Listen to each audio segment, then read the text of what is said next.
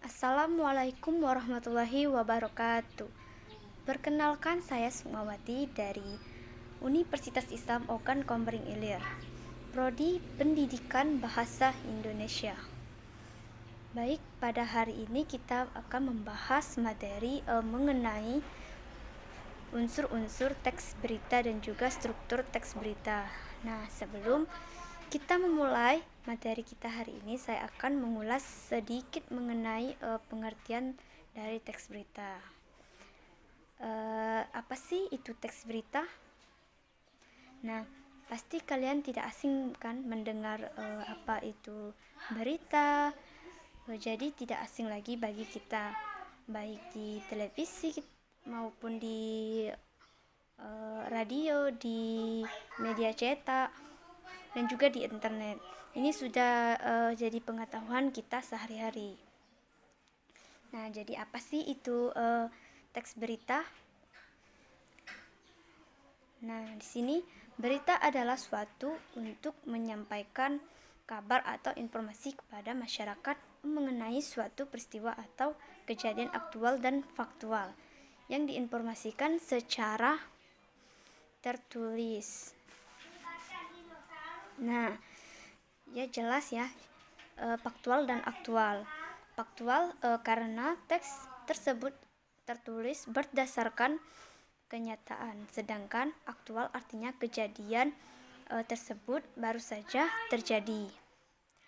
Di sini dapat kita simpulkan bahwa teks berita adalah teks yang berisi tentang segala kejadian atau peristiwa yang baru saja terjadi. Jadi sudah paham kan mengenai teks berita? Baik, kita lanjut materi kita hari ini, yaitu unsur-unsur teks berita dan strukturnya. Nah, di dalam teks berita terdapat unsur-unsur berita 5W plus 1H. Nah, yang pertama yaitu what, yang kedua when, yang ketiga where, yang keempat why, yang kelima yaitu who, dan yang terakhir how. Nah, jadi di sini unsur-unsur 5W plus 1H juga berupa pertanyaan-pertanyaan mengenai struktur-struktur teks berita. Nah, yang pertama pertanyaannya apa yang sedang terjadi, dan yang kedua pertanyaannya kapan peristiwa sedang terjadi, dan yang ketiga itu di mana peristiwa itu sedang terjadi, dan yang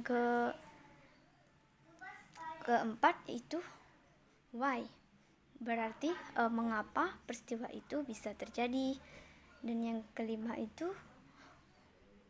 who, jadi who, siapa saja peristiwa yang terjadi. Yang terakhir itu ada how, jadi how ini bagaimana peristiwa itu bisa terjadi. Nah, baik, kita akan bahas satu persatu. Yang pertama yaitu what atau apa. Nah, what atau apa adalah identitas dari suatu kejadian atau peristiwa yang baru atau sedang terjadi. Nah, jadi di sini menyangkut hidup seseorang atau kejadian misal tanah longsor, banjir, atau kerusuhan. Contoh pertanyaan peristiwa yang sedang terjadi. When atau kapan adalah unsur yang merupakan waktu dari suatu kejadian atau peristiwa yang dilaporkan. Nah, ini biasanya mencakup tanggal, hari, jam, atau menit.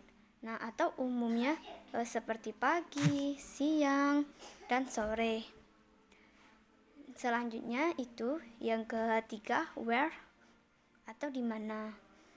Unsur ini menyatakan lokasi atau daerah tempat terjadinya peristiwa. Jelas ya, dia menanyakan lokasi tempat kejadian peristiwa tersebut. Nah, contoh pertanyaannya di mana kejadian misal dalam tanah longsor ya, di mana kejadian tanah longsor tersebut. why atau mengapa. Jadi di sini adalah alasan mengapa peristiwa atau kejadian dilaporkan dapat terjadi. Nah, jadi unsur ini mencakup untuk mengetahui secara detail penyebab dari peristiwa yang telah terjadi. Contoh pertanyaannya, mengapa bisa terjadi tanah longsor? Selanjutnya yang kelima itu how. How atau siapa adalah siapa saja yang terlibat dalam suatu kejadian atau peristiwa, atau siapa tokoh utama yang menjadikan sorotan berita terakhir. Nah, yang terakhir itu ada how atau bagaimana. Jadi di sini bagaimana ini adalah bagaimana keadaan atau proses terjadinya suatu kejadian atau peristiwa. Itu adalah unsur-unsur 5W plus 1H. Baik, kita lanjut ke struktur berita, struktur teks berita. Nah, jadi struktur teks berita ini di antaranya ada 3. Yang pertama itu orientasi berita, dan yang kedua itu peristiwa, yang ketiga itu sumber berita. Nah, kita lanjut ya, kita bahas satu persatu. Nah, yang pertama itu orientasi berita. Nah, di sini adalah bagian atau struktur pertama teks berita adalah orientasi berita. Nah, orientasi berita biasanya selalu berada di bagian awal paragraf teks berita, yang mana memiliki fungsi sebagian pembuka. Nah, jadi yang kedua yaitu peristiwa. Bagian struktur kedua dari teks, yang bagian ini penulis bisa menceritakan dan mendeskripsikan tentang peristiwa atau kejadian kepada pembaca. Nah, pada bagian ini penulis dapat menjelaskan terkait pertanyaan dari unsur mengapa dan bagaimana.